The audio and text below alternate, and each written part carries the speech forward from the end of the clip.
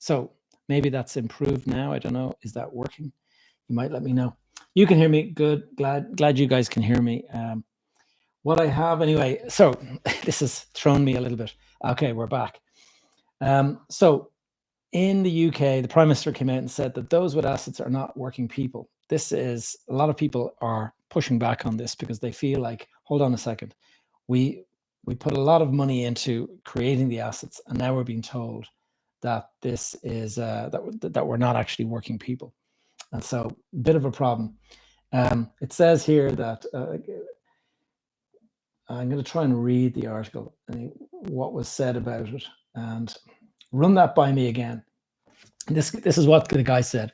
I have assets, and I can assure you I worked for them, and I continue to do that. I've been self-employed since 1989. I can say that with total conviction, I have worked for my assets. I created the assets that work for me. I pay a lot of tax for the privilege. While I do not resent paying tax, I'm not comfortable being taxed more again because someone somehow resents me for the rewards of my perseverance, diligence, resilience, initiative, and ingenuity, and for being a responsible citizen.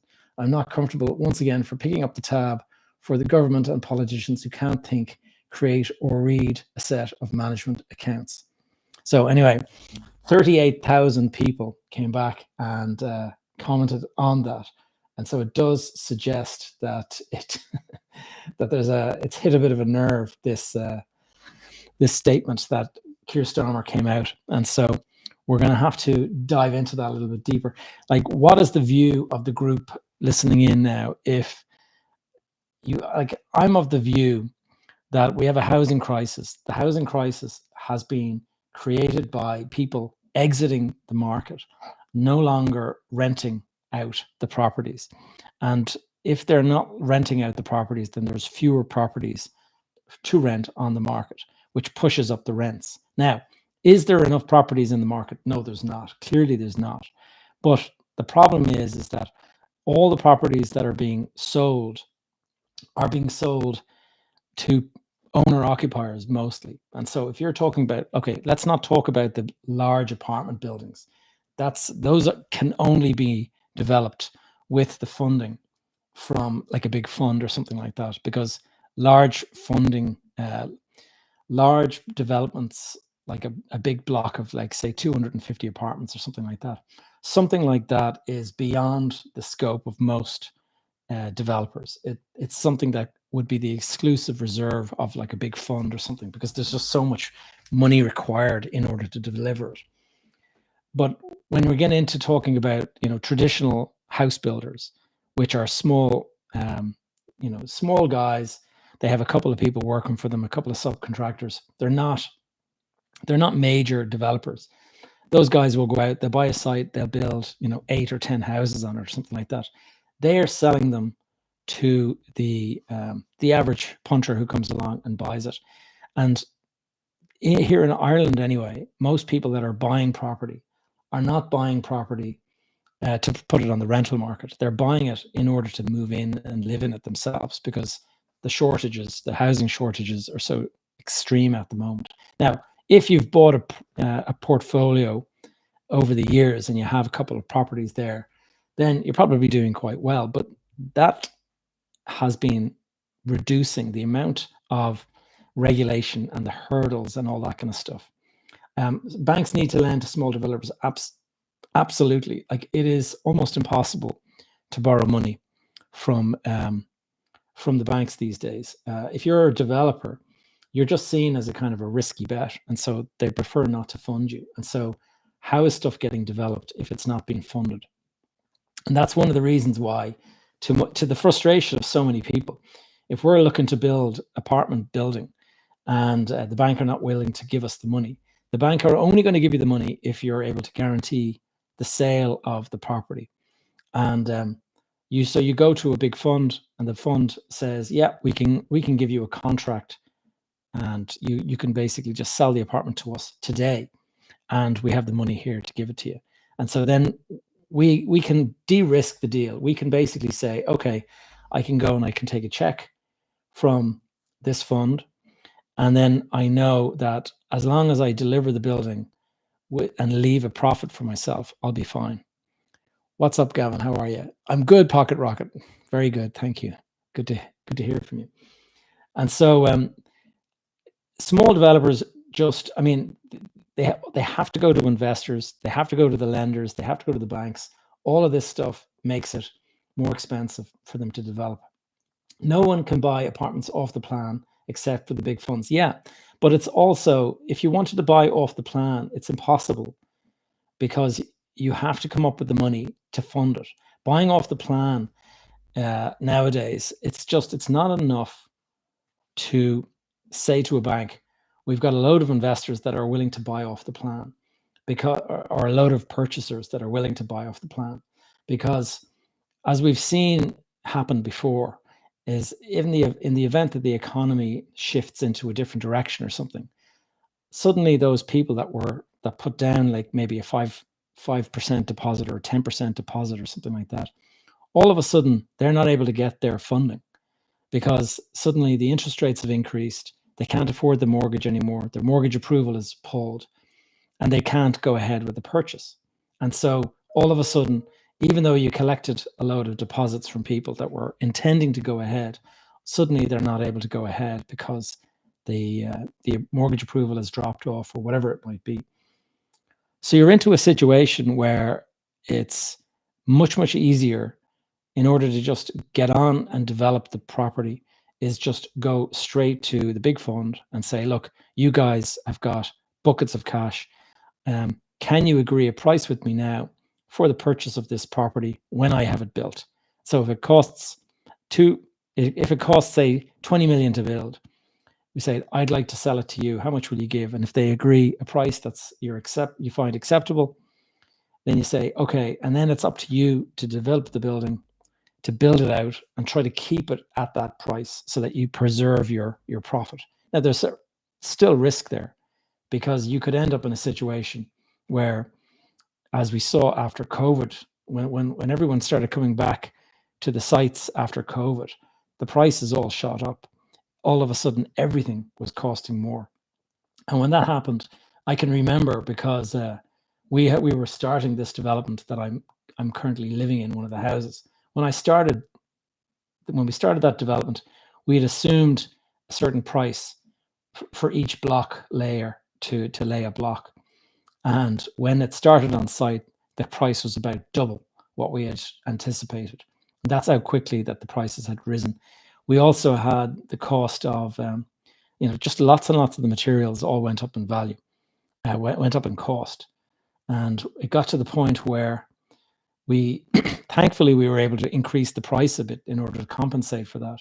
But you get into a situation where it was either price increases because of demand, or it was the guys were actually there was so many people demanding stuff all at the same time that the delays started to creep in. So because of COVID, a lot of the supply chain stuff had stopped. And if you look back to the supply chain, when the supply chain was at its best, you had car companies, we'll say, and this is also affected by Brexit in the UK. You had a company that would be in, say, Manchester or something, and they would be building a car, and the bolts for the wheels in the car, they would be delivered from the factory where they make them, and they would literally arrive in the factory the morning that they were expected to be fitted to the car. And that was called just-in-time delivery. And that was the way it was before COVID. Then COVID happened, everything got held up, everything got delayed. And suddenly you also had people saying, you know what, we don't want to have this just in time any longer because it relies on all these boats, it relies on all the ships. It used to be 1,000, I think it was it was something like 3,000 to get a shipping container delivered, filled up with whatever you needed in it, delivered from China to Ireland. So I know people that were ordering, sanitary ware, tiling, kitchen sinks, all of this kind of stuff. They'd go to China, they'd buy a ton of stuff, they'd fill it up in a shipping container, and they'd send it back to Dublin, and that would cost 3,000 euro or something like that, $3,000 maybe. Then during COVID, those prices all shot up. And then after COVID, it was like 20,000 to get the very same container. The prices went up 7x.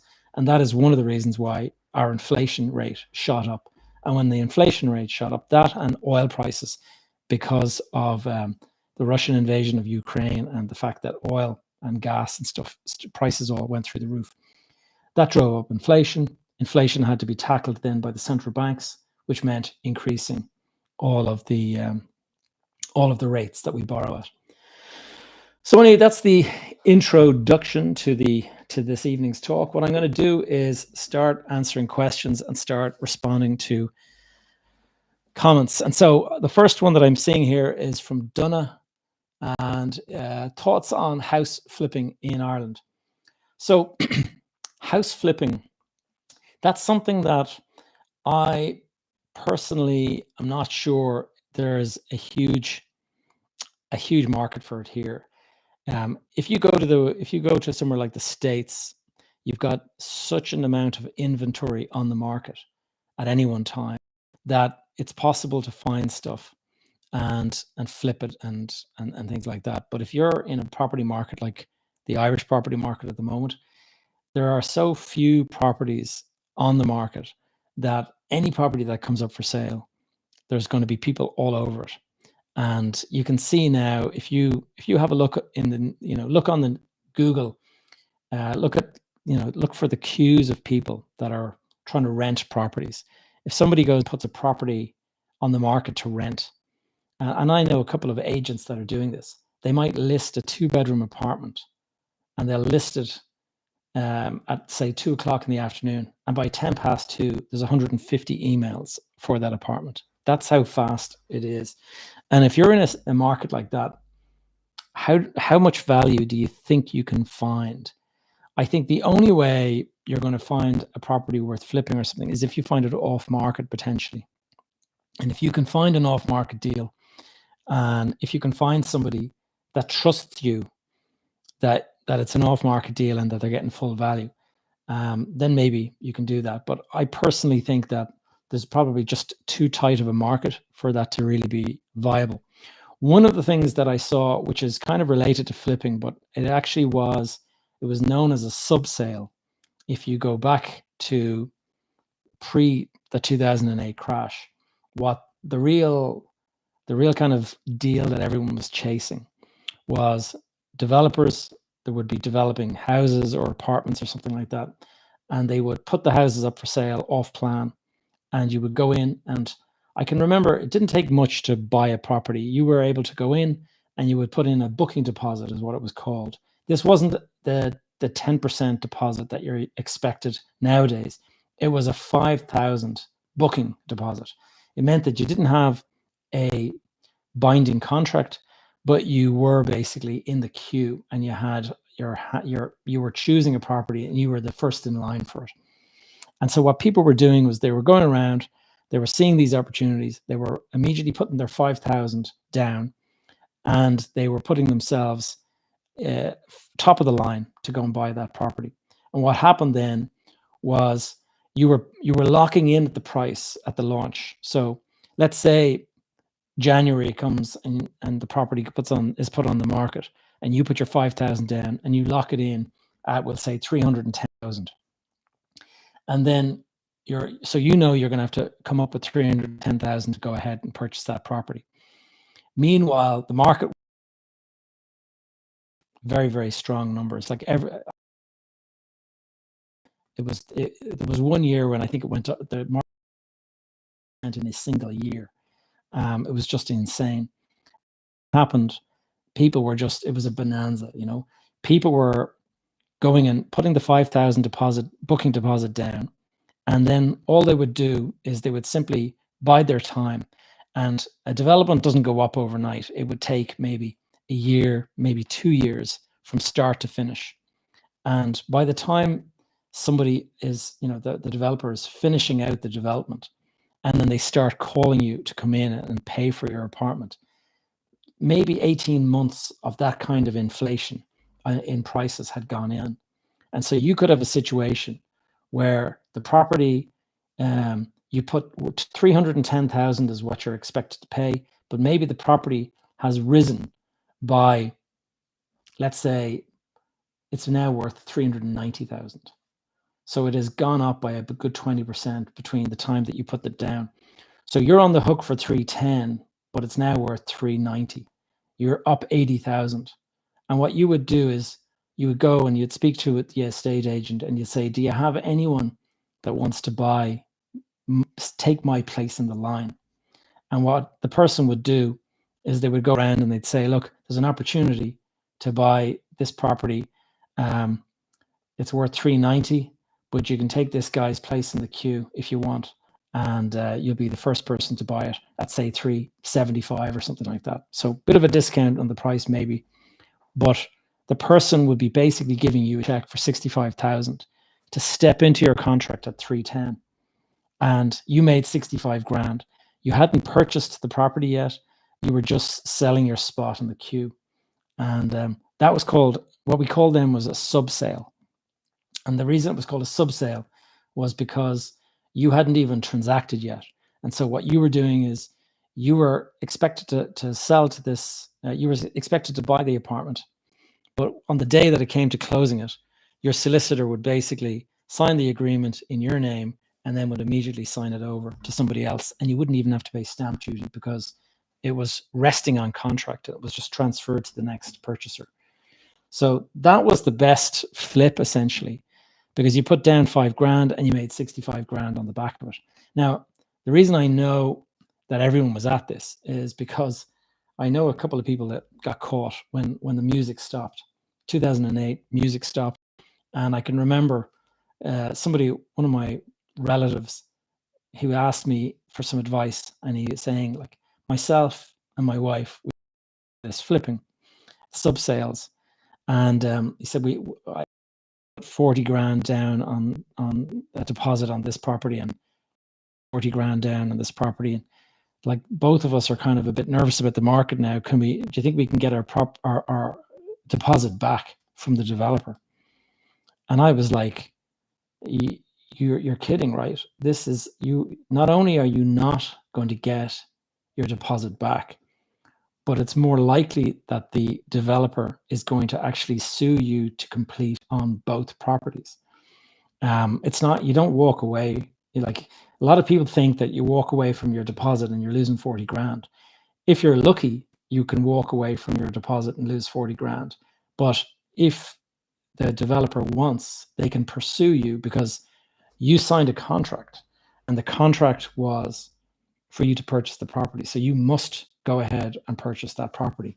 Now, the only reason that they wouldn't bother their arse doing that is if there's somebody else to go and buy the property. So they'd be like, what's the point in pursuing the guy? We'll just sell it to the next person in the line. So we get to keep your 40 grand. We're up 40 grand and we still sell it to somebody else. Now, that's all fine and well. But when the market went to crashed to nothing, all of a sudden you had a lot of people trying to do stuff, and just there was no market at all. And so you weren't letting anyone away. You were basically going to them and saying, you've got to go and close this deal.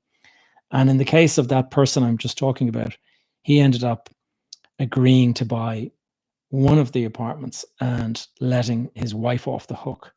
And that was the kind of agreement that they came to. So they ended up having to buy one, but at least they didn't have to buy two, which they had thought that they were going to get in on. Now, the other story that I have regarding people flipping is we were building houses in Portmarnock, and we developed this scheme. And I can remember there was a day when we were starting to chase up the people who had put their names down. And the lady, we rang up this lady and we just said, would you, that's time for you to come in and start to sign the contract because, the houses are ready. And she said, which house is it? And we were kind of questioning, what do you mean, which house is it? Like, you've put your name down to buy one of these houses. Like, don't you know yourself which house it is? And she's like, no, I've put a deposit down on 4 of them. And that's when we realized, oh my God, this is rampant. Like, this is happening all over. This person was selling her place in the line but she was buying 4 of them in order to flip them on. And so that is one of the contributing factors to the crash in 2008, is that there was this kind of wild, rampant speculation. And you had developers building 80,000, I think it was 85,000 housing units built in the year 2007. And the reason it was because of that kind of thing. You're building 100 apartments and 4 of them are being sold to one person. And that one person is, signing the contract and then selling it on. And that's what her deal was. But if the music stops and nobody is there, and one person was buying 4, how many other people were buying 4 or 5 or whatever they could get away with? And so you find that the 100 apartments that you were building, maybe there was only 20 people actually buying. And if there was only 20 people buying, then where's the real demand? And so that kind of speculation drove up prices like crazy. And everyone was making so much money at the time that they all thought that this was going to go on forever. So it's interesting just kind of when you watch the market and when you see how it evolves. Now, something that I was looking at earlier today, I was following the Spanish market. I was quite heavily investing back in the early 2000s in Spain. I bought an apartment there, then I bought a villa there, then I bought another apartment there, and I also had this shopping center that I was developing down there. So I had quite a lot of property in Spain at one point. I also bought a marina berth, I can remember, and all of that stuff, it ended up going very badly wrong. And I got out of most of it, but I hung on to the villa, and everything else I sold off over the years. And when I sold it off, I was selling it off at a loss. It didn't do well, and it had fallen in value, and it took years to recover. And the reason it took years to recover is because if you look at what's your primary market and what's your secondary market, if you are buying property in, we'll say, using Dublin as the example, I live in Dublin. Dublin is the capital city. People who are buying in Dublin are buying probably as their primary residence. They're buying a property to move into for their family to, their kids to move into. They'll go to school in Dublin. They'll do all that stuff. But if you decide to buy a property in the south of Spain, in the area of Marbella or something like that, there's a strong possibility that you are buying that property in order to have a second home, like a holiday home. It's not your primary residence. It's more likely to be your secondary residence. And so that's one of the reasons why it took years for it to recover, because, the primary market bounced back eventually, but secondary market, it's going to take longer than the primary market for that to bounce back. That all changed in 2008. Apparently what happened is when COVID-19. When COVID-19 came along, what happened was suddenly everyone was locked at home, and suddenly people started saying, hey, look, I can actually work from home. I can work from miles away from where my employer, and suddenly the remote work thing took on a new kind of way of looking at it. And you go and look at Spain as a market now, the south of Spain, beautiful climate, sunny most of the year round. And you get into a situation where instead of it being a secondary market for holiday homes, suddenly it is now a primary market. You've got people that can have their job in the capital city in Madrid or even another country, and that they live in Spain. Like, I know when I'm in Spain, like there's 3 or 4 flights a day out of Malaga. So you can just jump on a flight and you can be pretty much anywhere. It's a fairly well-serviced airport. It's a bit busy at times, but it's generally pretty good. And so suddenly Spain is bouncing back nicely. And I looked at the paper today and I discovered that the Spanish economy is on course to be the strongest large economy in the world in 2025, to my shock and surprise, because during after 2008, it was an absolute basket case. Spain, Italy, and Greece were all the kind of economies that were in a pretty bad way. Now, there might be a lot of people that are, that work in Spain, that move to Ireland because the salaries are much better in Ireland. And that's something to kind of bear in mind, is that when you're living in the south of Europe, there's a huge amount of migration out of those countries. And it's primarily because the salaries are very low in the south, in the Mediterranean coastline countries like Spain, Italy, and Greece. It's a very, very poor salary levels. And so you will see there's a huge population that have migrated to Ireland, and they will be Spanish, Italian, and Greek. And a lot of them are moving here because the salaries in the tech companies are so much better than they get offered back home. Now, you might sort of turn around and say, well, it doesn't really matter because they'll pay it all out on the living costs, because the cost of rent and everything like that. And that isn't actually the case. From what I've spoken to a couple of these guys, and what they were saying was that, yes, it is more expensive, but the salary, this guy that I was speaking to in particular, his salary doubled moving from Spain to Ireland, but his costs only went up by about 30%. So he's paying more, but he's actually got a lot more saving.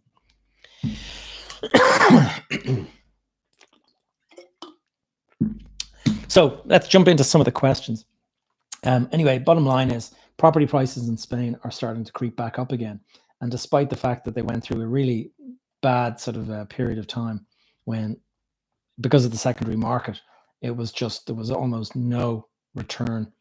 There was almost no, market down there because nobody wanted to buy a second house during the recession. Whereas now, obviously, people are looking at the properties and they're saying, I can work in this beautiful climate and I can work remotely and I can be earning the big salary in a capital city like London or Dublin or whatever, but I can be based in a beautiful climate with low costs of living down there. And so suddenly you look and you see the prices are creeping up quite nicely.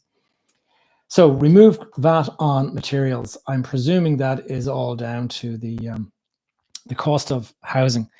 If you were to remove VAT on materials, one of the things that people don't realize when they're talking about greedy developers and all of this kind of stuff is that when you build a house, a new house, and we sell it to somebody, we have got to take 12.5 or 13.5% VAT, and we have to take that VAT off the sale of the house and return it to the government. And so that is a big aspect of the cost. If you wanted to reduce the cost of houses overnight, you could just reduce the VAT rate on houses and straight away house prices. Now, the question is, would the house prices fall, or would the developers just pocket the difference? That's the question. But you might be able to monitor that or police that or something like that. Anyway, Keir Starmer listened to the backlash, and I think they went easier on what they were planning to do, reinvestment in shares. Yeah, you're probably right. I just saw the headline, and I can imagine like the amount of people that are landlords, that it's not like they're coining it. Like a lot of the time, the amount of tax that you pay as a landlord. What age are you? 70. I don't know whether is that directed at me or somebody else, but I see. Anyway, good question. What age am I? Who knows what age I am? A tax for the super rich should happen. People with assets of more than 50 million. Yeah, like one of the things that you got to look at when you're looking at taxes and stuff is, the US election. It's a couple of days away now, and it's really hard to sort of tell what's going to happen, because Donald Trump certainly does seem to have, depending on which of the polls you listen to and all this kind of stuff, is he going to win? If he wins, like, there's huge question marks over a lot of stuff. First of all, there's a huge number of big tech companies that are US based that are in Ireland because of the tax rate here. And if Donald Trump goes in there, is he going to go and upset the tax rate in the US to try to attract all of them back? And suddenly we lose a lot of of these big companies in Ireland that are paying so much into our tax. That's a big question. But then you've got all this kind of stuff. You've got Elon Musk. Now, there might be some Elon bros on the call here, but I find it incredible, the hypocrisy. Like I watched the SpaceX the launch the other day, and then the return of the booster, and it's the most incredible feat of engineering. Like, I'm absolutely blown away by the engineering and stuff. It's fantastic. But at the same time, then you see Elon, and he goes and he buys Twitter, and Twitter is, I don't know, I'm not in Twitter these days, because it's just, you don't seem to be able to say anything without getting attacked left, right, and center. And but he comes out and he kind of talks about how all the migrants are a big problem, and that they have to stop the migrants coming into the US. Where is that guy from? Like, Elon Musk, born in South Africa, moved to America, and now the headlines are out there that in the process of moving there, apparently he fudged his application, his immigration green card application, or whatever it was that he did. Just a little bit of a white lie here and there. Oh, you know what, this and that. And now he's the one that is a billionaire because of coming to America as a migrant. And he's there saying that we got to shut down, not let any more of these migrants in. So it's just interesting to see that he doesn't recognize that as hypocrisy. I don't know. Anyway, banks need to lend to small investors. Yes, I answered that question earlier. No one can buy off the plan apartments except for the big funds. Yeah, answered that earlier. What LTV, what loan to value percentage of valuation do banks do if they want to fund a buy to let purchase? Generally speaking, if you're talking about the Irish market, it's about 70% is the max that you're going to get. So LTV, loan to value, your loan is going to be 70% of the value of the property. So if you're buying 100 grand property, the bank are most likely to give you 70 grand, and you'll have to come up with the 30 yourself. Now that ratio changes when you're purchasing a property for yourself. So if you're purchasing the property to move into, the banks will usually go to 90%, and they will let you come up with just 10%. And so one of the tricks that you see is that people go to the bank, say, I'm buying this property for myself, put down the 10%, borrow the 90%, and then no sooner have they done that and they start paying their mortgage, they go and they rent it out, and now they've got the problem is you get found out eventually, and then the banks pull the plug. And one of the clients that is in my accelerator, he went and he got caught a little bit doing this himself. He bought his first property as one for himself, 90% mortgage, 10% down. And the 10% down was a very small sum of money. I think 10%, I think he put 18 grand down, and that represented 10% of the purchase price, and he borrowed the rest. And then he did a bit of a job. He had some additional money in his bank, and he went and he spent that on refurbishing the place, doing some jobs to it and stuff. And so after doing that work, I think he spent about 25 grand on the works, but he added about 40,000 of a profit to the total that he had spent. So he's up 40 grand after that. And so you put down 25 plus your 18, and you made 40,000 on top of your original investment. So he did nicely on that. And then when he went and he bought another one. And the second one that he bought, he did the same thing. He bought it, and he said that he was turning it into, it was going to be his home. But as soon as he said that, the bank said, oh, so this other one is not going to be your home anymore. And as soon as that dawned on him what he had done, they said, okay, well then we're going to have to get you to put 30% down on that one. And so the 40 grand profit that he made on that first one suddenly was locked in the property in the form of the 30% now rather than the 10%. And so that's something that you have to be careful of, because a lot of people will be thinking that you've managed to kind of like sidetrack your way in at just a 10%, but you end up getting caught. And also, it's your principal private residence, so you have to make sure that that's where your taxation, your revenue documents, all that kind of stuff all go to that address, and it's going to need to match the one that you have the mortgage on. So I hope that answers your question. Let's get on to the next one. Anton Atomic. Hi, Gavin. Nice to see you, Anton. Hi, Gavin. Do you think building costs will come down? Well, the question is, will they aggregate, as an aggregate, will they come down? I mean, I have been watching prices, and you see there are various reports that come out, and our quantity surveyors that we work with, they do, I think, like a monthly report.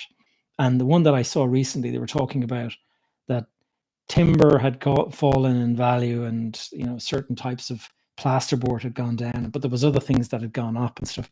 And so it's not that everything has gone up, it's that some of them are now falling, but then there's other ones that are going up as well, which is kind of compensating it.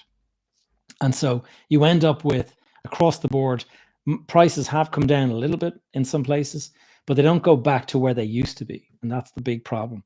Is people get used to that new price level, and that's one of the big problems that we've found, is that you can never put the toothpaste back in the toothpaste thing, So I don't know if it's going to come down. I don't think so, to be honest. I do think, though, that what will happen is, if there is any kind of fall in value, or if there's a reduction in the amount of demand, and there's a slowdown or something like that, that's when you see suddenly prices come back.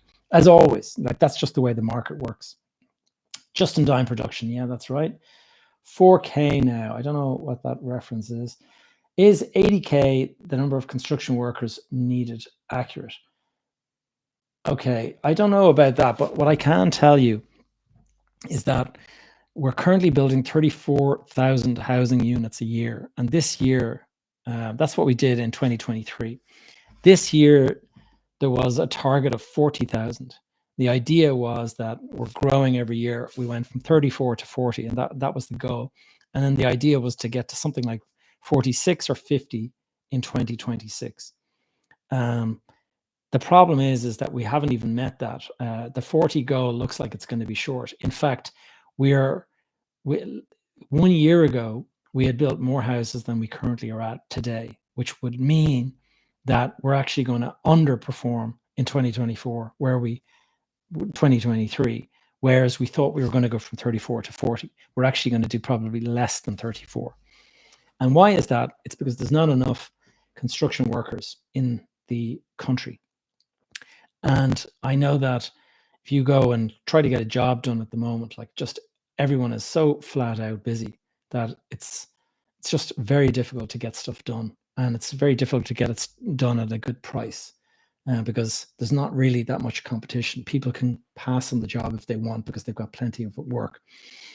So I don't know. One of the big issues that you have is that, how do you increase the construction sector capacity? How do you get from, if you want to go from 34,000 houses up to, some of the estimates are that we need to build 85,000 housing units a year in order to kind of get to a point where prices start to stabilize rather than constantly rising.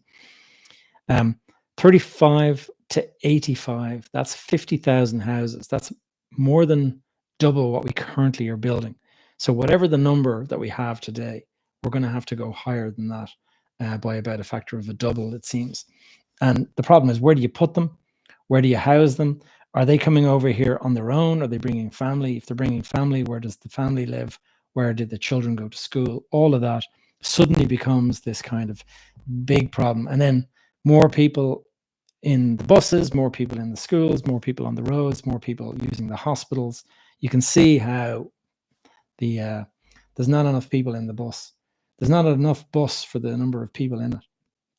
If you had the power, how would you solve the housing crisis? It's Kieran, nice to see you there. If I had the power to fix the housing crisis, there's actually so much that you have to do. It's not just one thing. I probably would begin by fixing the planning system. The planning system is an absolute joke at the moment. It takes so long to build something. Like, when you buy a site, you should know approximately what you're likely to get on that site. But the system, the way it is you don't even know with complete clarity what you're likely to achieve on that site, which is a travesty, really, because if you're trying to go and develop properties and you want to move swiftly, the idea is that you create these workflows and you move efficiently. You buy a site, you get planning, you go and put the builders on the site, you build the houses, you sell them, and then you move on to the next site. And it's just this kind of revolving like a conveyor belt. And when you're in the process of building one, you're probably buying another. And when you're in the process of selling one, that other one that you bought is going through, is about to start on site. So it's a conveyor belt, and you're sequencing it so that you can just keep your team moving on to the next development. That's the first thing. Planning is creating this problem. When you get into the planning, you have to look at the Planning Act is something like 800 pages long. So that's 800 pages that you have to digest before you can say that you understand the planning system. And there's just so many different things in there that it's very, very hard to predict, like, what are you likely to get? You can have, I bought a building once and I wanted to turn it in, I wanted to completely modernize it and turn it into a nice new building. And local residents in the area kicked up a big fuss. They had me it was turned down on the back of their objections. And so I went in again for a smaller scheme. They also objected to that scheme. And so that was also rejected. And then we ended up going in with a third scheme that was basically just to refurbish the old property that we had bought. The economics completely gone out of the deal. And in the end, we sold the property at a loss. And it was a real, painful thing to have to kind of swallow. And you look at that and you kind of go, okay, that's an example now. Like, why would you go through that intentionally? And so the planning system, if it was made streamlined, you could even introduce artificial intelligence so that the planning decisions are made much, much quicker. That does it comply with all of the rules? Yes, it does. Therefore, grant permission. And they would just be system, bang, bang, bang. You could get things done much quicker. The next thing you do is you have to make the financing of the deals easier. And I would probably introduce tax breaks. And this is if I had the power. The thing is getting into power and having the power are two different things. To get into power, you have to make all these promises and you have to do what the public deems to be popular. And the problem is that you've got the general public seem to think that developers and landlords are greedy, and therefore to give them tax breaks would be a major stab in the back for the public. And so you would probably not get into power if you were to propose that. And so we have a situation where developments that we need for the housing to happen are just not happening quick enough because the economics are not, jumping off the page. You've got people that are looking at doing things around the country and they barely make sense. Like you could build something and you could sell it and you could just about cover your costs. Whereas if you were to introduce some sort of a tax break, then you'd say, okay, well, there's definitely something to be made here. Maybe not on cash, but in terms of the saving on the tax, there's definitely some money to be made here. And so people would jump into it. If you were to introduce incentives, like one of the biggest problems that we have, the housing crisis at the moment, is there's not enough construction people in the sector. And why is there not? Well, it's because it is no longer seen as a viable occupation. You look at the amount of people back in the 1990s and the 2000s that were going into construction. Everyone was going into construction because it was deemed to be a good, well-paying job. Nowadays, people can go and work for a tech company and sit in a nice, comfortable office with a snooker table and free lunch and all that for the same money that you get hauling concrete blocks on a building site. And so a lot of people have moved away. We used to have this whole thing where you joined FOSS, and at the age of 16, you were going to get trained and you were going to get all of this stuff so that you become an apprentice. That stuff there is not being incentivized any longer. So you got a lot of people why would I bother going into construction? Like, I'd be better off just finishing school and getting a job in a tech company. And so the people that you need to get in nice and early into the system, just not going down that road any longer. So planning, taxation, financing, and then the construction sector. We need to get tens of thousands of laborers and tradespeople into the country. How are we going to do that? I don't think it's possible at the moment because of the way the market is.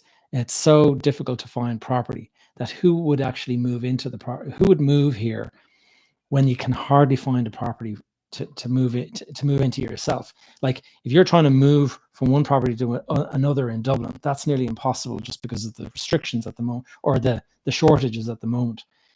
If you're thinking of moving from abroad, I know I had an intern work for me a couple of years back, and she was a young French lady, and she asked me, I told her I could give her a job if she could find accommodation. And she asked me if I could point her in the direction to get accommodation. And I said, I can't, because I honestly don't know where you're going to get accommodation. And so right up until the week before she was due to work for me, she still hadn't found accommodation. And then literally 3 days before the job was supposed to start, she actually found a house share or flat share with another French lady. And so they ended up in the Docklands somewhere. That was a lucky break for her, but she was checking it constantly, trying to find something, and it was just impossible. So can you imagine trying to bring in tens of thousands of laborers or tradespeople to work in Ireland when that's what they face? So the only way you'd be able to do it is to create temporary accommodation. I think if you were to do something like prefabs or something that would not be accepted, generally speaking, by the planning system or by building control, but for the purpose of getting the construction sector going, that there would be some sort of an exemption and you'd be allowed to do it. That would be a way, perhaps, that we would overcome. And then the final thing that I would do to try to solve the housing crisis is I would do a big campaign on trying to improve the perception of house builders and developers and investors in the eyes of the public, because there's this big hang up from, I think, from 2008, from the crash. And I see it in the comments that for any time I express an opinion in TikTok, you end up with half of the comments are super negative, calling me like a greedy bollocks and all sorts of stuff. And like the water off a duck's back. But the problem is that is the perception that is out there. And if you go to somewhere like Germany or France or something like that, developers are not seen as a bad person or an enemy or something like that. They're seen as a part of the solution. Like, we have the skills to build houses. Should we not be seen as part of the solution instead of being seen as part of the problem? And so I think there's a big issue with the narrative.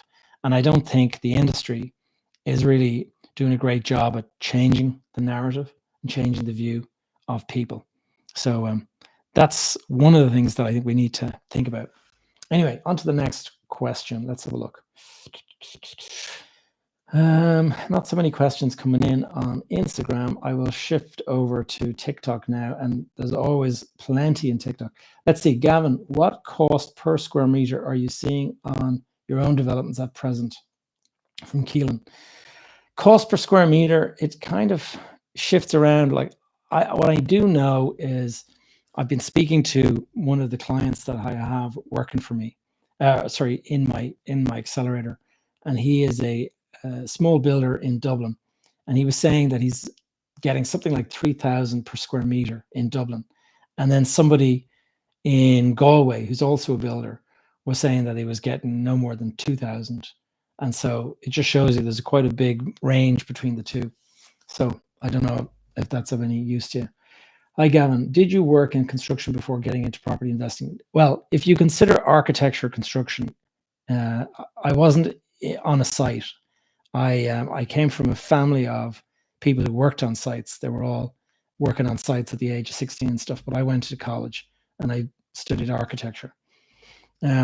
Apologies, yes, thanks, great answer. The 80,000 number is in the Irish Times. 4K was shipping container. Oh yeah, you're right. Where are the opportunities for buy-to-let investment as units in the main city have become overpriced? Yeah. There is, I think if you're looking at buy to let, it's going to be hard to make sense of it in the cities. The big cities, the main cities are just there's just too many people looking for property. It's pushing up the prices. One of the things that I've done in the last couple of years is look at the Central Statistics Office. Okay, so the CSO.ie. If you go into that website, the website has all these charts, and they have a thing called the Property Price Register, and it tells you what the prices are going up and all that. But what it also does is it tells you across the entire country, every single air code, and it tells you the price, the average price of property per air code. And the range is just insane.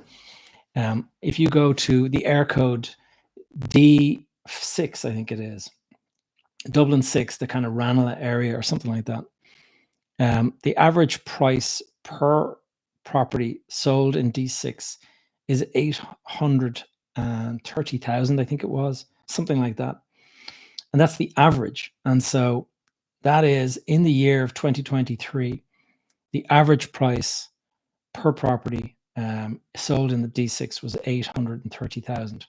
You go then and look at the lowest air code in the country. And I believe it's the air code starting with F45.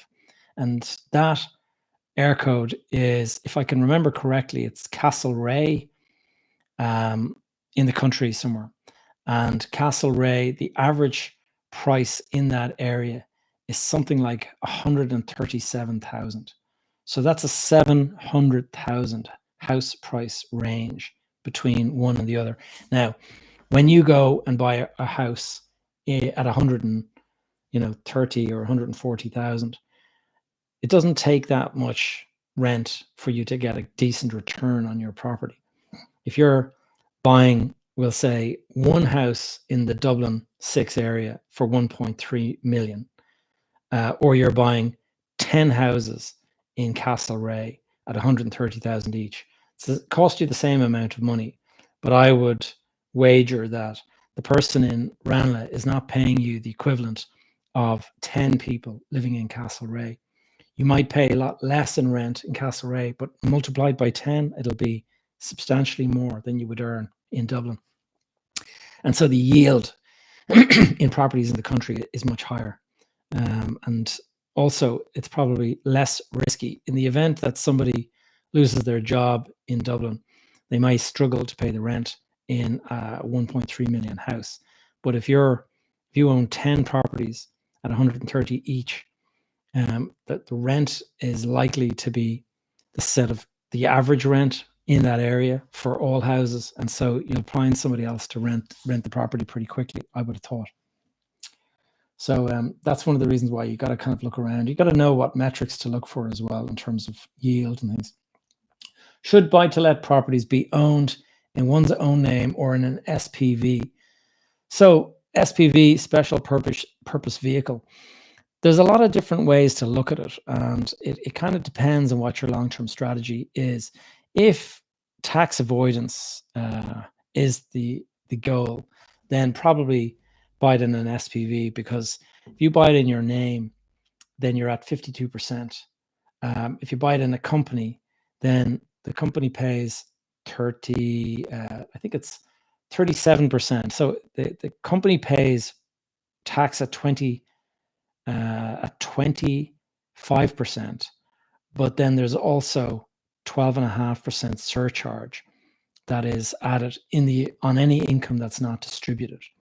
So if you've got various costs and things like that to offset, you can actually reduce that, so you can keep your tax at the 25% level. But it's not as straightforward as that. What I always say to people, if they want to really save, is to try to get the property in your pension. There's a thing called a self-administered retirement fund, and a SARF or a SART, and there's various terms for it now. But you can actually, if you're a company owner and you're a company director, you can transfer the profits from your company straight into your pension. So let's say you're an electrician, you have your own company set up. Rather than having, we'll say, a sole trader kind of a status where everything you earn, you just keep. If you actually set up a company and you grow your company, you grow the revenue that you're developing from your activities. And let's say you make 200 grand in a year. And instead of spending the 200 grand on your lifestyle, you decide, I'm going to live on 100 and I'm going to put 100 in the pension. Your tax bill will reduce by 100,000 straight away, because the money you'd be paying tax on the 200, it's now been reduced. The 100 that you took out of the tax net and put straight into your pension, there's no tax on that at all. So it's like a, the only thing is you can't touch it now until your retirement, but it's locked away. It's funny. I was speaking to one of my coaching clients earlier today that's in the mastermind, and he was saying that he's actually created a bank account. He's just created these kind of friction to prevent him from any kind of spontaneous impulse purchases. And so he sold a property and he's sitting on some cash at the moment. And he was just worried that if it was easy to access, then he could impulse buy and he could easily kind of dip into it. And so he decided, I'm going to make it really difficult for myself. And so he did this, and now it's hard to get access to that cash.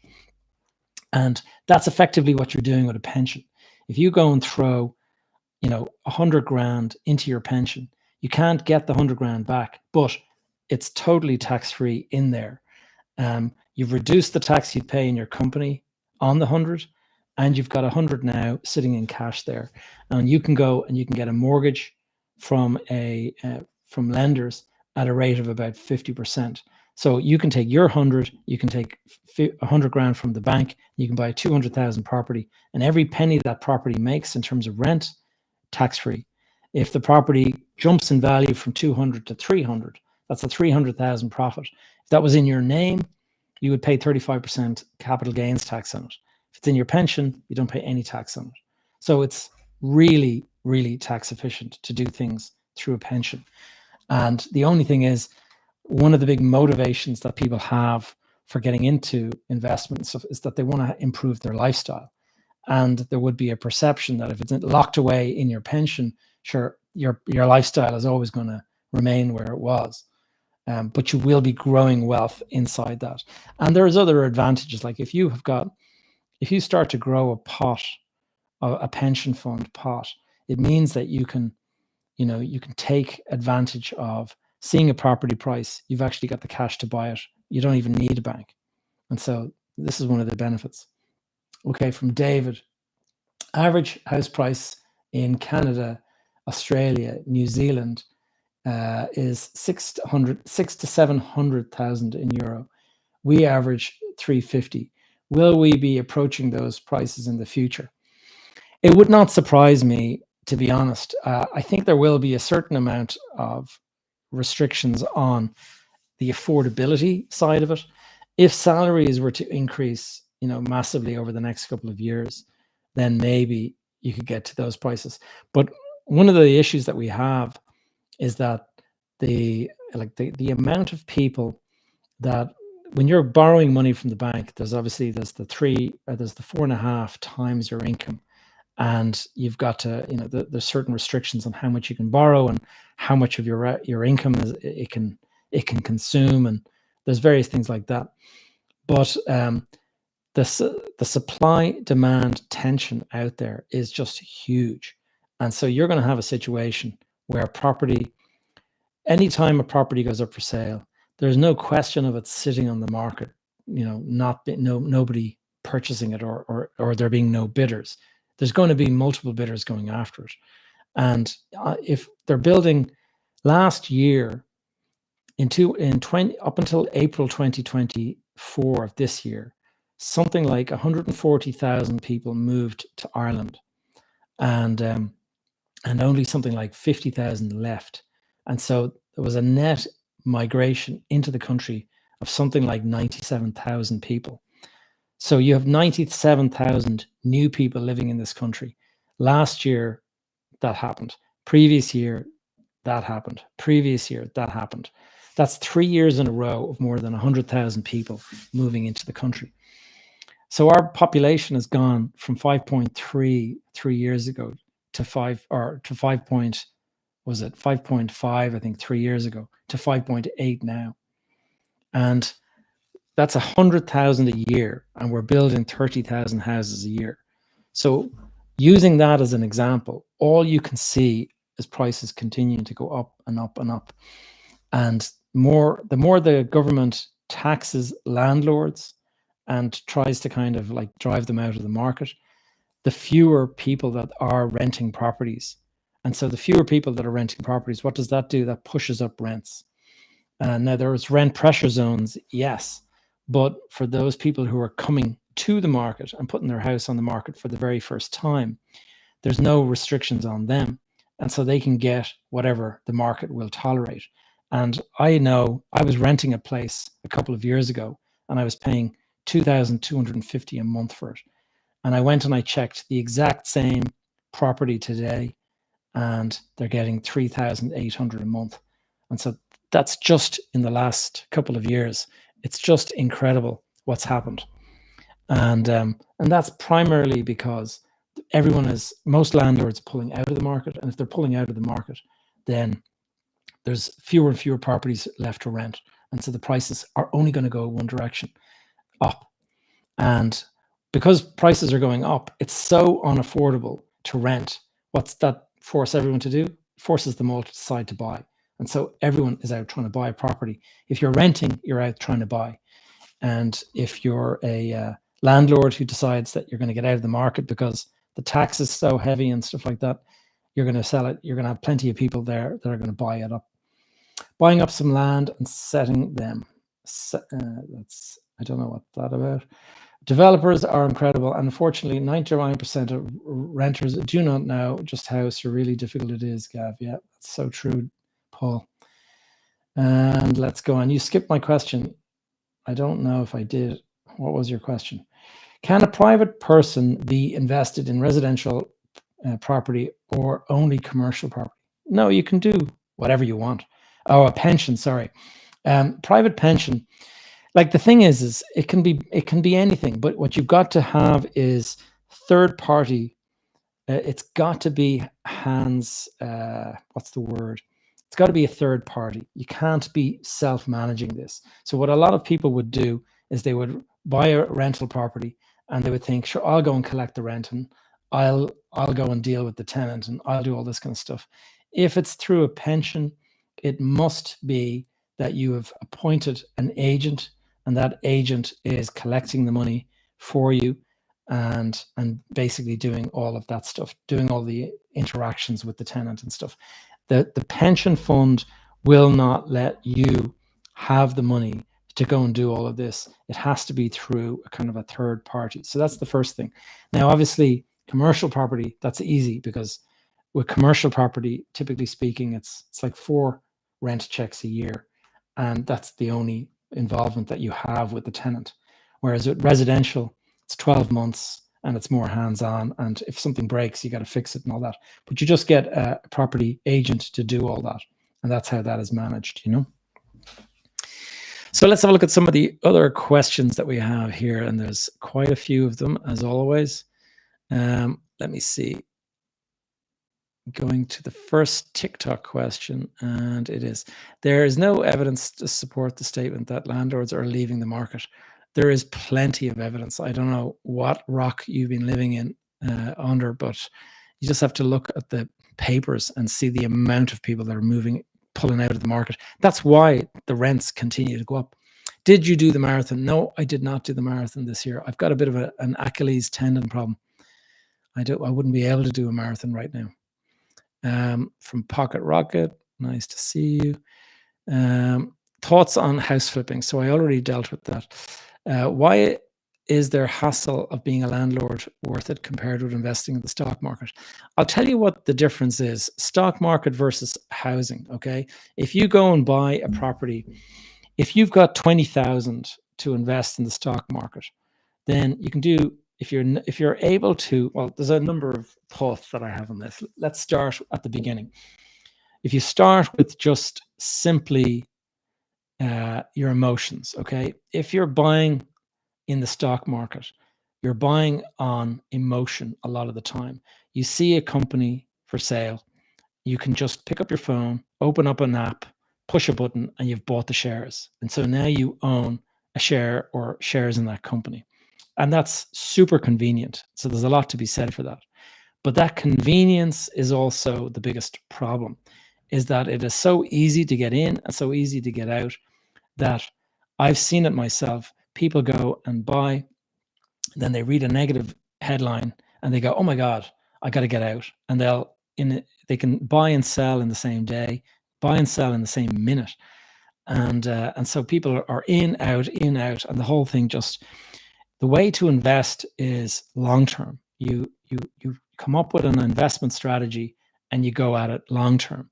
And what you don't want is the ability to get in and out very, very easily. At least one of the benefits of property is that it tends to have so much friction involved that if you buy the property, usually you're buying it long term. Like I've bought properties and I've owned them.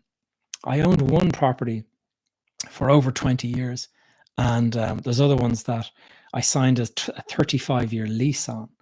And I sold the property or I sold the business when the lease had, I think it was 12 years left on the lease. So that was 23 years into the 35-year lease. And so property can be a long-term endeavor. And the longer you're in it, often the better. What you'll find is that property goes up over time, generally speaking. And even when the 2008 crash is taken into account, a lot of people, you're looking at maybe a 70% fall in property values after the 2008 crash. And so some people were really badly burnt. But I know a couple of my clients got caught up in that. And one of them in particular, he has a lot of grit, and he basically just went in and he said, "I'm just going to hold on to this for as long as possible." And he did everything he could do to hold on to the property. And even though he paid in 2008 at the absolute top of the market and ended up like it was worth 50% within a couple of years, he hung on, kept on working with the bank, kept on doing the stuff, kept on renting it out, collecting the money, and eventually he's got it. And he's got to the point now where he owned the property for so long that he's paid off the mortgage in full, and the property is now higher than it was back at the time when he bought it.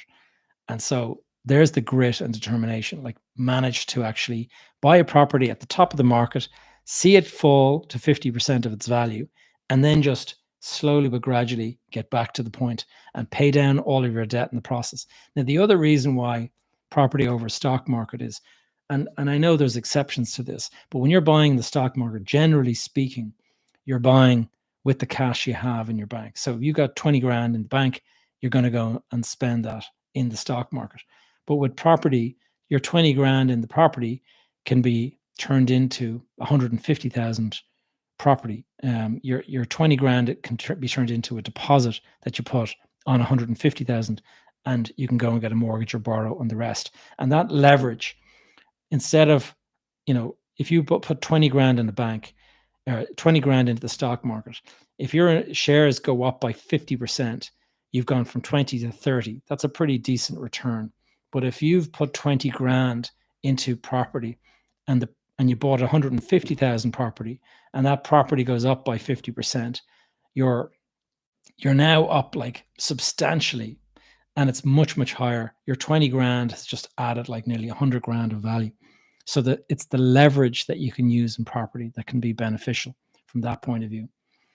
And so like at the end of the day, I think a bit of diversification is probably a good idea. I don't think you should put everything into one asset class. I think you should spread it around, including a bit of crypto. Now, those of you listening, especially over in TikTok, there is another fake Gavin Gallagher account. It's an imposter account. The guy keeps on changing. It was Gavin I Gallagher a while back. Then he changed it to Gavin J Gallagher 02. and now he's listed it as Gavin J. Gallagher Backup, I think it is. And I keep on complaining to TikTok to try to get this guy taken down, but it's like whack-a-mole. As soon as it's taken down, he sets up his new account and he goes and he puts it all back up again. And so it's really frustrating. And anyway, I keep on trying. Thank you to the guys that keep writing to me saying that what he's reaching out and he's offering a crypto scam, trying to screw you out of your money. And notwithstanding what this asshole is trying to do and scam you guys, the reality is I probably would put 5% of my portfolio into crypto. I would go into like Bitcoin and Ethereum or something like that. I'd put 20% into 25% into the stocks and shares. I'd put another 25% into property. I put another 25% into maybe investing in myself, my business, and whatever my personal interest. And then I have a certain amount sitting there in cash for something like that. Since 1975, including all peaks and troughs, property increased 9% per year. Interesting, Paul. And the thing is probably if you look at the stock market, it increased even more than that in that period of time. But the question is, could you use leverage since 1975? If you had used leverage to buy stocks and shares, you do really, really well. But I've used leverage in stocks and shares. It's called a CFD account. And it is the reason that Sean Quinn went from being a billionaire to being a bankrupt, is he was using CFDs to buy Anglo-Irish Bank. And he bought something like 600 million of shares in Anglo-Irish Bank using CFDs. And the way it works with CFDs is that you put a certain amount on deposit in an account and they let you borrow 10 times that in purchasing on the stock market. So if I put 100 grand into my CFD account, I could buy €1 million worth of shares. And that was great when the market was going up. But when the market turned, you can see a magnification of your losses. That is like astronomical. You can put 100 grand into an account and you can buy €1 million worth of shares. And if the market falls 50%, you've lost 500 grand. So not only have you lost your 100 grand sitting in the account, but they're going to come after you for another 400 grand.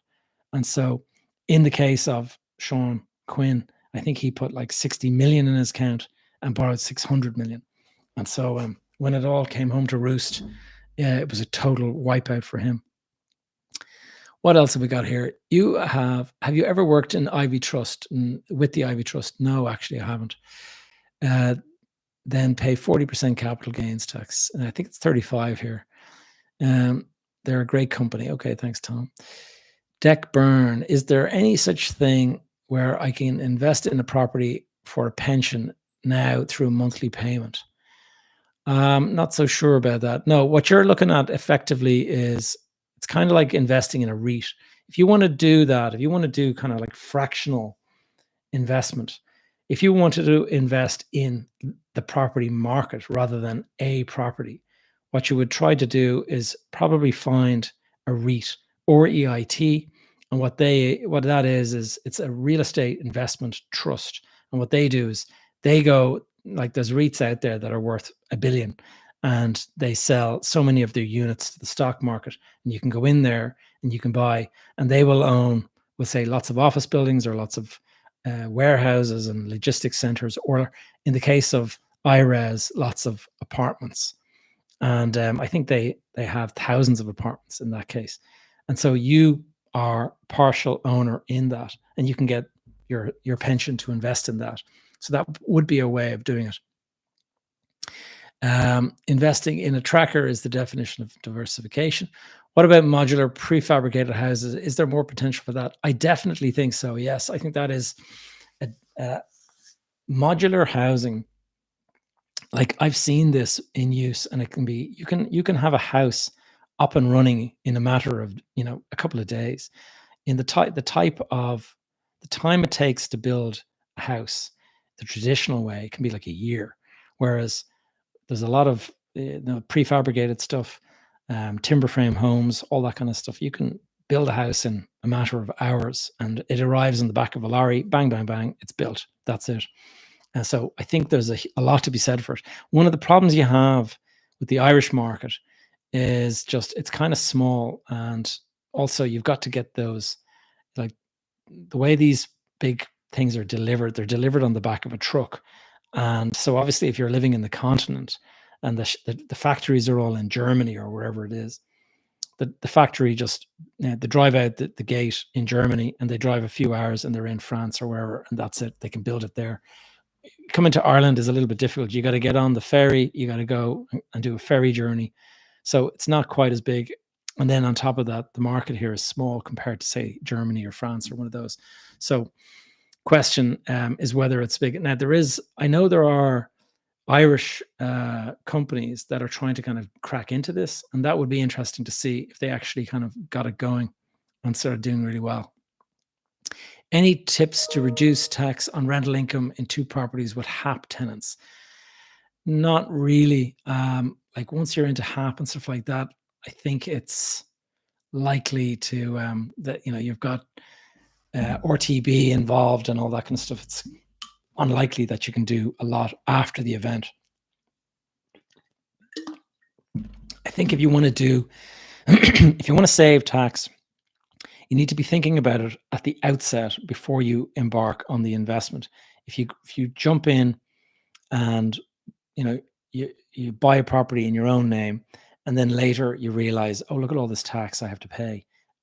Is there any way I can reduce that? It's a bit late at that stage, unfortunately. So unless you want to go and transfer it into a company or something like that, and then you're going to have to pay stamp duty again, you're going to have to pay the transaction costs and stuff. So probably not the way to go about it, unless there's a big reason for that. Have you ever sold to the Ivy Trust on the Part 5 housing body? Yeah, no, I haven't actually. We did look at selling to Dublin City Council at one stage a little while back. If you were the Taoiseach, what's the very first thing you changed to help the housing crisis? Yeah, well, I answered that earlier. What's the first thing? I think the planning system is probably the first step, just to make it quicker and easier, like so that you actually know what you're getting at the outset, rather than this whole kind of. One of the things that I would do is I'd criminalize this whole thing where you can basically hold somebody over a barrel for your to remove your objection. So some of you guys might be familiar with the television documentary that came out. RTE did it probably about a year ago now, but it was guys going for planning permission, and they received this letter, and it's from some entity called like the Sustainable Housing Task Force or something like that. And it would say, we find your development to be lacking in environmental benefits and blah blah blah, and we're going to object to we're objecting to this. And so the developer reaches out to them and says, guys, I'm all ears. Please tell me, how can I resolve this situation, and how can I make my development more sustainable so that you'll remove your objection? And they're going to go, oh, well, if you give us 150 grand, that will fix it. And the developer's like, what do you mean? How would be me giving you 150 grand? How would that make it more sustainable? And it's like, no, it would just mean that our rejection will go away if you give us 150 grand. And then he realized it's just a shakedown. These guys don't give a shit about sustainability. All they care about is the shakedown. And these guys were doing it all over the place. They had various developments, and they had put in these letters pretending to be sustainable. And turns out, no, not breaking the law in any shape or form. It might be very suspect and it might be dodgy what they're doing, but they're not actually breaking the law. So I would make it that is breaking the law, that's a criminal offense, and that you should do time for that. And then you would at least remove that as a hurdle. It's just, if you want to build something, you just want to get on with it. Like, all we want to do is find something, buy it, and then build it, and then move on. And if you're not able to do that because of all sorts of question marks and stuff, it just becomes so difficult that you just kind of say, you know what, forget it. Let's move on. Let's not take a risk on this one. Am I investing in the UK? No, not lately. Why would he invest in the UK? That's thanks, guys. Yeah, Ireland very competitive, many opportunities. So anyway, let's keep on going. What are your thoughts on part 5? Good idea. I'm not going to get into it now. It's gone 9 o'clock. I think that's another episode of the podcast. Can you buy a home in Spain as a non-EU passport holder? That's a good question. I know that up until recently, you could do what was known as the Golden Passport Scheme, and that is where they were attracting investment in from, I think it was like places like China and stuff like that. And what people were doing was they had to invest 500 grand in the country, and that would be in the form of buying an apartment or something like that worth 500 grand. And then they would be issued with either residency or a passport or something like that. And so that was the way they were getting around it. But generally speaking, I'm not so sure. Do you think a high percentage of small buy-to-let landlords in Ireland use owner-occupier mortgages? I would say quite a few people probably started out that way. I'm not sure that it's rare. It's being done kind of systematically because I think the banks will crack down on that. But I think certainly people will maybe start it off maybe doing that, and it might be a nice way to kind of get in if you're unable to come up with the 30% that the bank are insisting. Let's have a look at another one. Surely the government should set up a grant scheme where entrepreneurs could exploit the opportunity to set up an Irish prefab factory somewhere in the middle of nowhere. Ultra modern AI vibe production. Yeah, I agree with you. I think there are people doing that.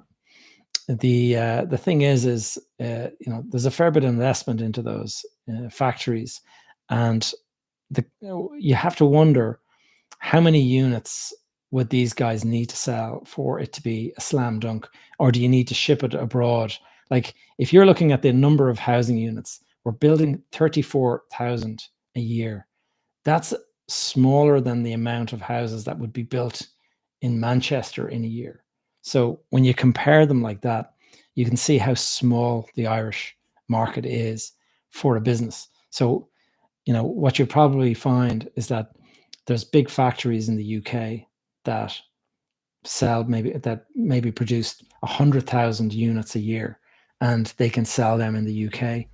And if they wanted to go and crack the Irish market, they could up that to 110,000 or something like that, and sell 10,000 into the Irish market. Let me see more questions here. I put down a deposit on a house in October 23. Next phase sold for 50K more. Yeah, that does not surprise me. And that'll just give you an idea of the house flipping that I was talking about. You put down a deposit. Now, nowadays, there's going to be restrictions, and the solicitors won't allow you to sell the contract. But that was one of the ways that was being done. Thoughts on AI for real estate agents? Do you see AI agents making a difference? I think AI is potentially massive. I'm watching it closely because I really do think that it's going to be a major, major difference.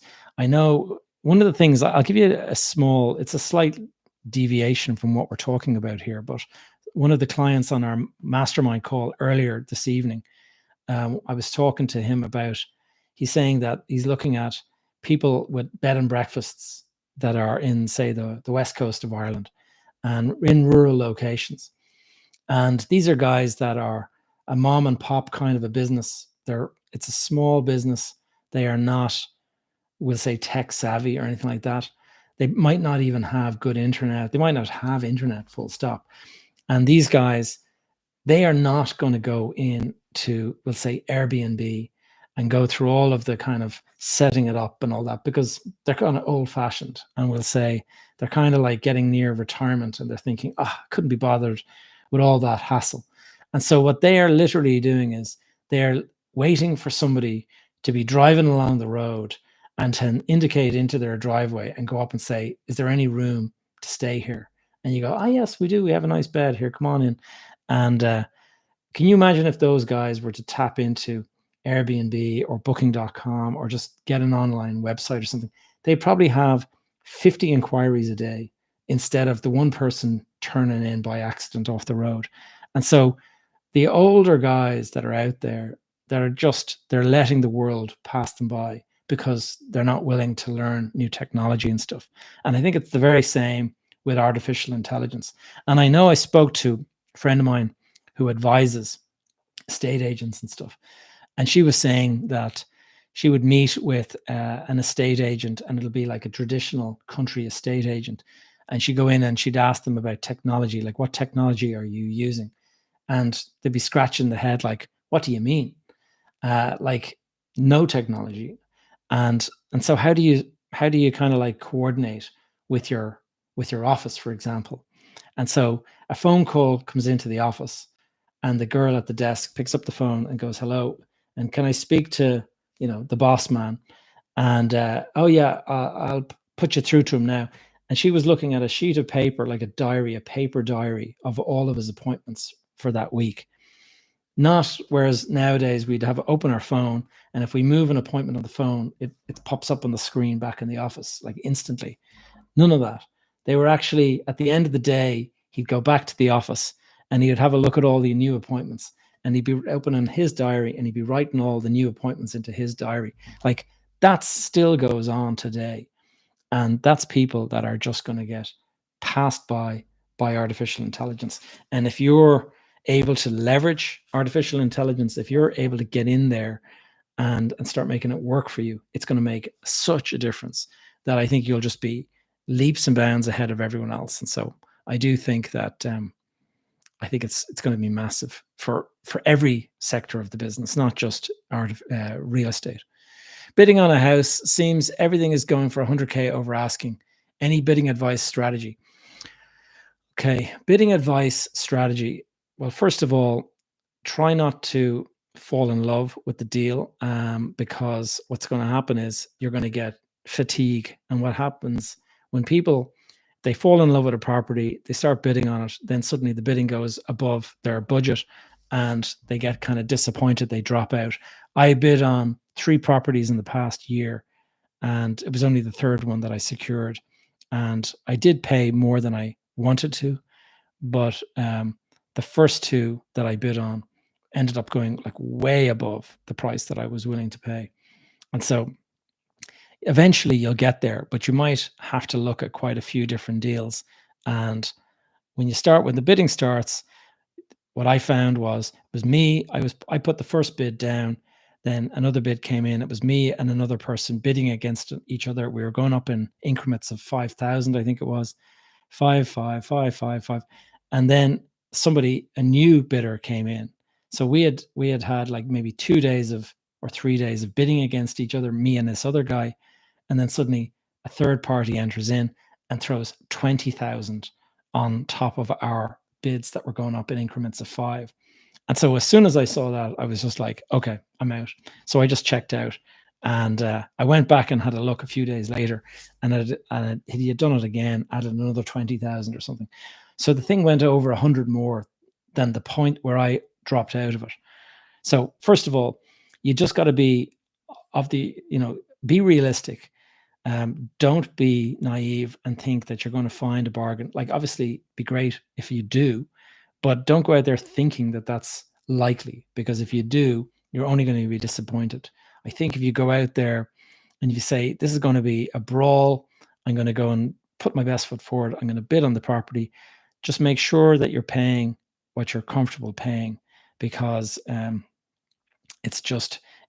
really is so many people chasing one property. And one of the things to bear in mind is there are people out there and they're bidding on multiple properties, and they don't know if they're going to be disappointed by the next bid that they make. And so what they do is they make offers on 3 or 4 properties simultaneously, and they're not in a position to close on all 4 properties if they all get accepted, but they're doing it on the expectation that they'll be disappointed. And so you could be bidding on something and somebody else could be bidding on something. And you could be thinking, oh shit, I'm out of it here. But next minute, that person could just drop away like that. So you've got to bear that in mind. And like it's a more of a hopeful strategy than anything. But I think that is certainly something that you could find, that the people that you're bidding against are actually bidding on others. And if they get successful in that, they'll drop out of this. So you got to keep your eyes open. One of the things to do in terms of, well, like you're bidding on something that's on the open market. So there's not a great deal. You'll just have to do your best. Make sure that you are not too, don't delay too long. One of the things that I found was that you can kind of scare people away that you're bidding against if you respond instantly to their bids. So what I found was somebody would bid, a certain amount, and I would put in 5,000 more, and then they would go up and I'd immediately put in another 5,000 more. I'm busy. So the next thing that I would do is that way you would, my kids are about to come up. Guys, it's been good to see you all. I'm going to have to drop off now. So I'll catch you guys in next week's. We've done a good hour and a half. So this is Dominic. Dad. Guys, I'm going to go. Hold on. Pumpkins. I'm going to go and look at them now. See you guys.